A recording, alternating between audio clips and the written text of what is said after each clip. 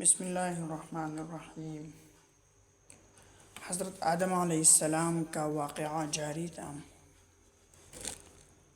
آج بھی اس کی ایک قسط آپ کے سامنے رکھ دیا جاتا ہے۔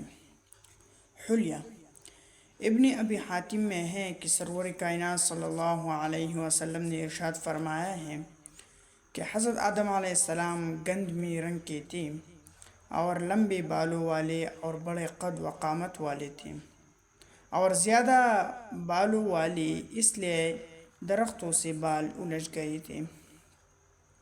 ابن عساکر نے ابن عباس رضی اللہ عنہ سے روایت کی ہے کہ جنت سے نکلنے کے بعد آدم علیہ السلام اس قدر گریہ وزاری کی ہے کہ تمام بنی آدم اور گریہ کرنا آدم حضرت داؤد علیہ السلام کا ساتھ اس کے کرے، پھر بھی حضرت آدم علیہ السلام کا گریہ کرنا زیادہ ہو جائے گا۔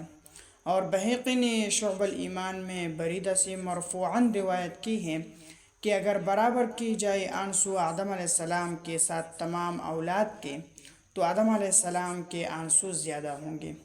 اور آدم علیہ السلام نے دنیا میں آ کر سب سے پہلے بہی کا میوہ کھایا تو پیٹ میں درد ہوا، پھر نہایت حیران ادھر ادھر پھرنے لگے اور معلوم نہ تھا کہ تکلیف کیسے رفع ہوگی۔ حضرت جبریل علیہ السلام آئے تو قضائے حاجت کا طریقہ بتایا۔ جب آپ کو براز میں بدبو محسوس ہوئی تو پھر اور زیادہ گریہ زاری شروع کی۔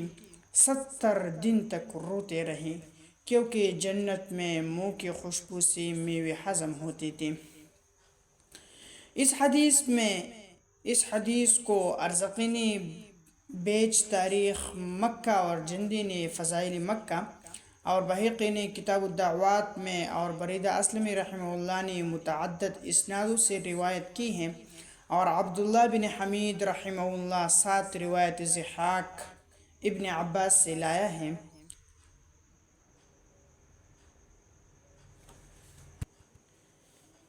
کہ حضرت آدم علیہ السلام 200 برس اپنے توبہ کے فکر غم میں رہے اور گریہ وزاری کرتے رہے۔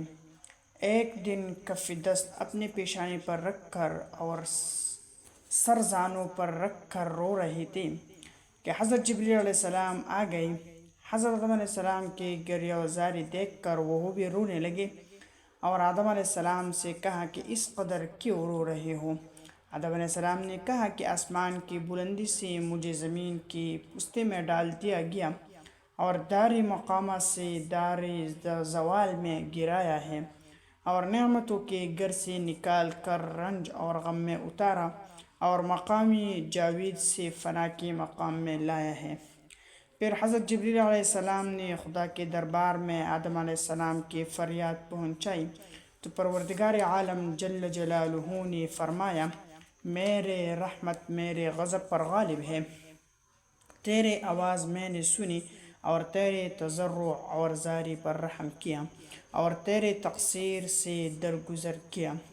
بعض روایت میں ہے کہ جب آدم علیہ السلام کو زمین پر اتارا گیا تو 40 دن تک رنج و غم میں نہ کھایا نہ پیا اور گریہ زاری میں 300 سال رہے۔ گریہ زاری اور گناہ کے رنج و غم سے آدم علیہ السلام کا رنگ مبارک سیاہ ہو گیا تھا، تو پروردگار عالم جل جلالہ نے یہ کلمات تعلیم کرائی۔ ارشاد خداوندی ہے، ربنا ظلمنا انفسنا وَإِن لَّمْ تَغْفِرْ لَنَا وَتَرْحَمْنَا لَنَكُونَنَّ مِنَ الْخَاسِرِينَ۔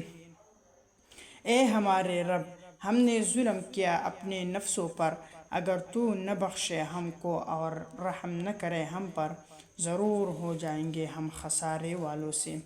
طبرانی، حاکم و بہقی نے حضرت امیر المؤمنین عمر بن خطاب رضی اللہ عنہ سے روایت نقل کی ہے کہ آن حضرت صلی اللہ علیہ وسلم نے ارشاد فرمایا کہ آدم علیہ السلام سے جب گناہ سرزد ہوا، پھر عتاب الہی نازل ہوا، توبہ قبول ہونے میں حیران تھے کہ اتنے میں انہیں یاد آ گیا کہ جس وقت خدا نے ان کو پیدا کیا تھا تو اس وقت اپنا سر عرش عظیم کی طرف اٹھایا تو وہاں لکھا ہوا دیکھا، لا الہ الا اللہ محمد الرسول اللہ، یہ معلوم کر لیا کہ محمد صلی اللہ علیہ وسلم کوئی بڑے درجے والا ہوگا جس کا نام خدا کے نام ساتھ لکھا ہوا ہے، اس لیے عرض کیا اسألک بحق محمد صلی اللہ علیہ وسلم ان تغفر لی، یعنی الہی مجھے محمد صلی اللہ علیہ وسلم کے لحاظ سے بخش دے۔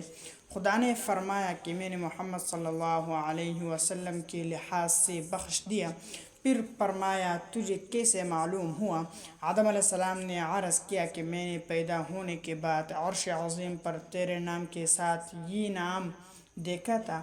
پروردگار عالم جل جلالہ نے فرمایا کہ محمد صلی اللہ علیہ وسلم تیرے اولاد میں آخری نبی ہیں۔ اور طبرانی نے معجم اوسط میں حضرت عائشہ صدیقہ رضی اللہ عنہا سے روایت نقل کی ہے کہ آن حضرت صلی اللہ علیہ وسلم نے فرمایا کہ آدم علیہ السلام توبہ کے وقت کعبہ مکرمہ کے سامنے کھڑے ہوئے، پھر 2 رکعت نماز پڑھی، پھر دعا کی تو پروردگار عالم جل جلالہ نے توبہ قبول کی۔